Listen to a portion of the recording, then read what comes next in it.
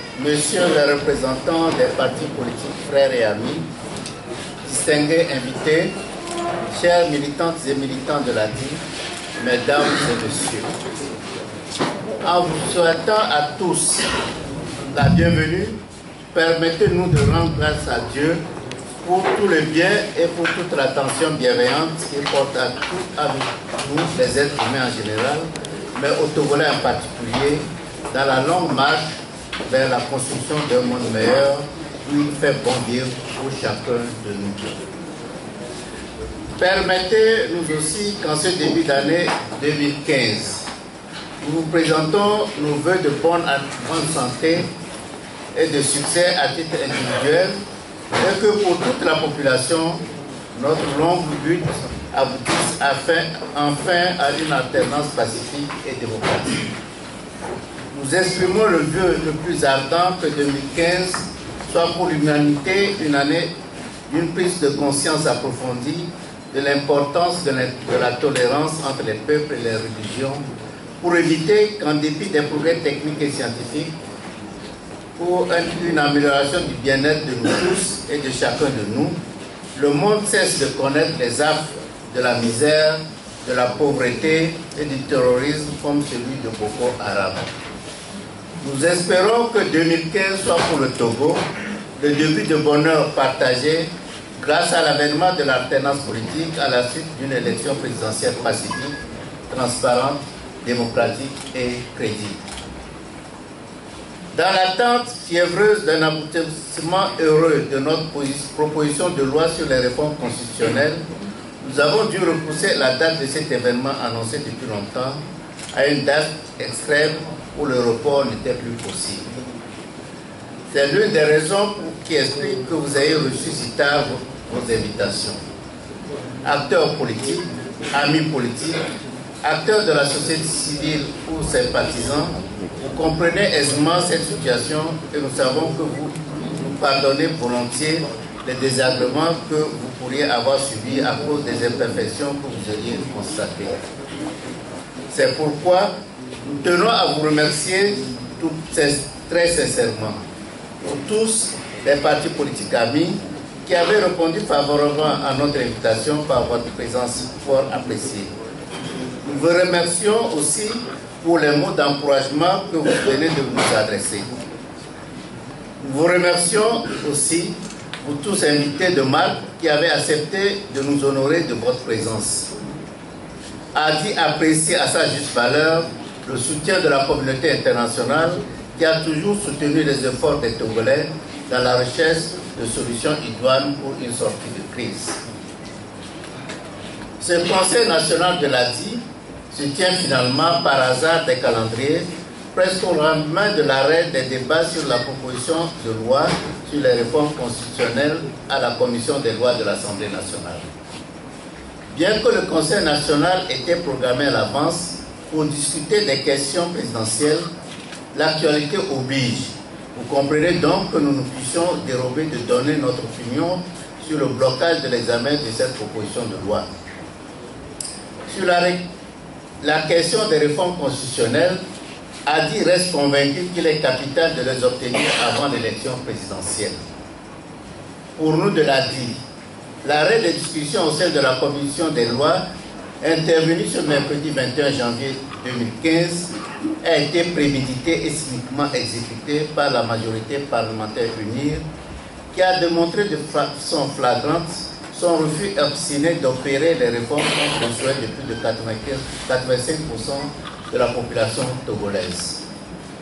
Quels que soient les arguments fallacieux que le parti uni continue d'asséner pour se donner bonne conscience, il a démontré aux yeux de tous son hostilité viscérale à ces réformes constitutionnelles avant les élections présidentielles. Face à cette obstination, nous de l'opposition devons nous demander si nous avons su choisir les stratégies idoines pour faire aboutir le vœu cher au peuple. Avons-nous le droit de nier que nous avons, nous aussi, à des degrés divers, une part de responsabilité dans l'avènement de cet échec programmé? Sans vouloir faire un procès d'intention pour qui que ce soit, il y a lieu de nous poser les bonnes questions qui peuvent guider l'indispensable examen de conscience que chacun est appelé à mener. Chers amis et chers invités, ne dit-on pas souvent à juste titre que le diable se trouve dans les détails? Dans notre quête d'unité d'action, n'avons-nous pas accordé trop de place aux détails au lieu de nous focaliser sur l'essentiel? La question des candidatures dans leur ensemble qui nous a fait tant tort n'était-elle pas un détail face par exemple à la nécessité de bâtir une union forte autour de l'objectif des réformes avant de s'y attarder? Candidature unique ou candidature multiple dans nos rangs? Candidature ou pas candidature du président actuel aux prochaines élections? N'était-ce pas là le ou les détails sur lesquels nous nous sommes déchirés au point d'affaiblir notre capacité de mobilisation des foules pour obtenir l'essentiel?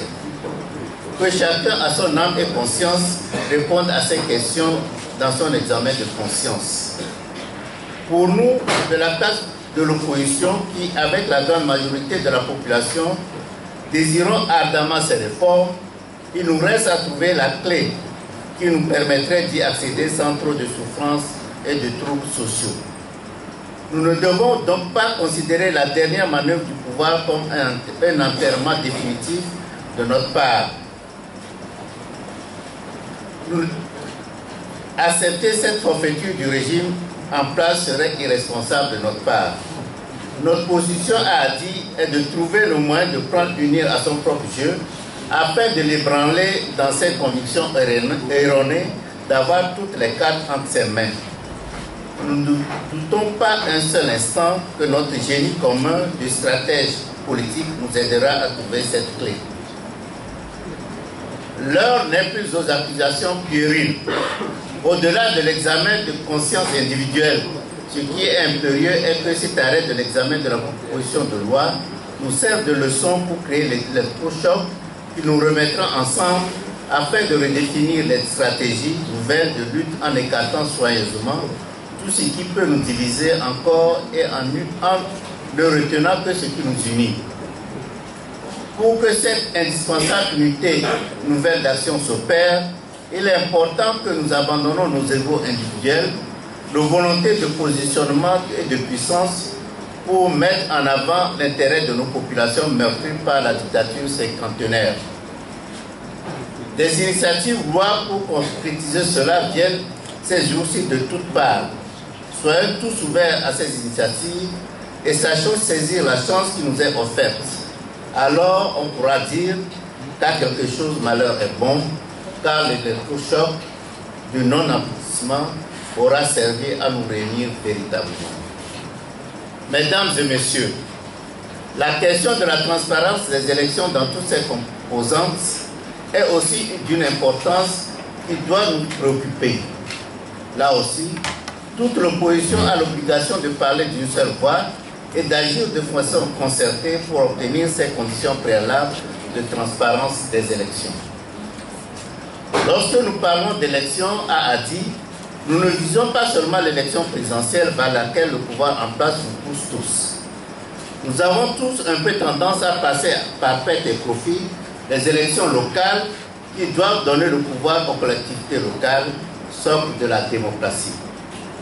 La préférence de la DADI eût été l'organisation de local d'abord avant la présidentielle, même s'il fallait reporter cette présidentielle de 2015. Comme cette option ne paraît pas réalisable, il est essentiel de l'inclure dans nos revendications pour assurer qu'elles auront lieu le plus tôt possible.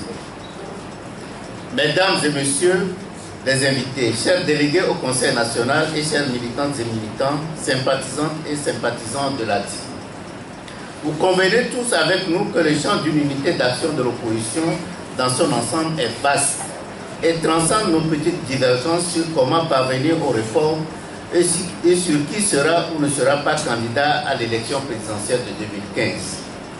C'est en cela que se décline le sens du terme du présent Conseil national. Alternance et gouvernance démocratique au Togo. Ensemble, faisons-en une réalité en 2015.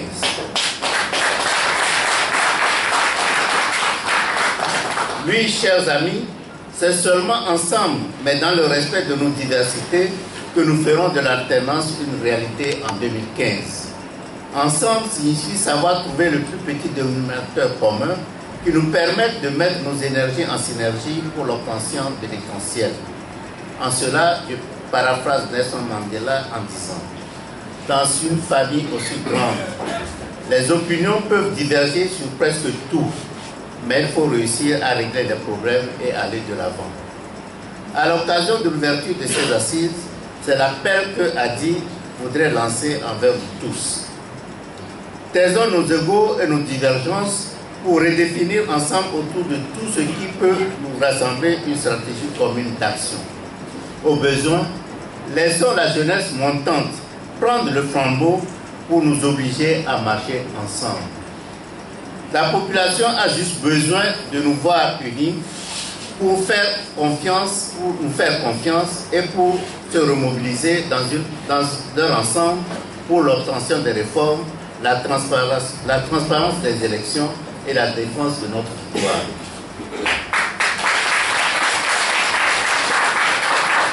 Mesdames et messieurs, distingués invités, ici je trouve nécessaire de répéter mot pour mot ce que je disais déjà en mars 2014 au congrès du parti. Je disais que la vie réaffirme la nécessité pour tous d'œuvrer à la construction d'une nation où toutes les filles et tous les fils doivent se sentir liés par un destin commun.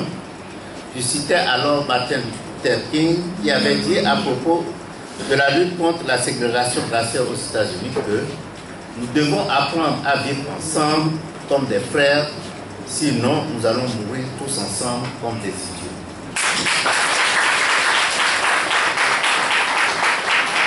Pour l'Adi, le changement devra s'effectuer dans la sérénité en associant dans une transition inclusive toutes les intelligences du pays dans la construction d'un Togo nouveau débarrassé des considérations ethnicistes. Militantes et militants, chers délégués au Conseil national, au cours de ces assises, vous aurez à prendre une décision cruciale sur la participation du parti à la prochaine élection présidentielle. Comme nous appelons toutes les intelligences à s'unir pour obtenir la limitation des mandats, le mode de scrutin à 2 tours et les conditions de transparence des élections, comme aussi la classe politique de l'opposition, il y a déjà plusieurs candidatures déclarées. La question d'une seule et même candidature pour toute opposition n'est plus d'actualité. Il vous restera à réfléchir sur la meilleure manière pour le parti de participer à l'élection présidentielle afin de contribuer efficacement à l'obtention d'une alternance politique. Je vous encourage à être ouvert à tous les courants qui agitent le monde politique togolais sur cette question. Je souhaite que la sagesse divine vous guide dans la décision finale que vous prendrez.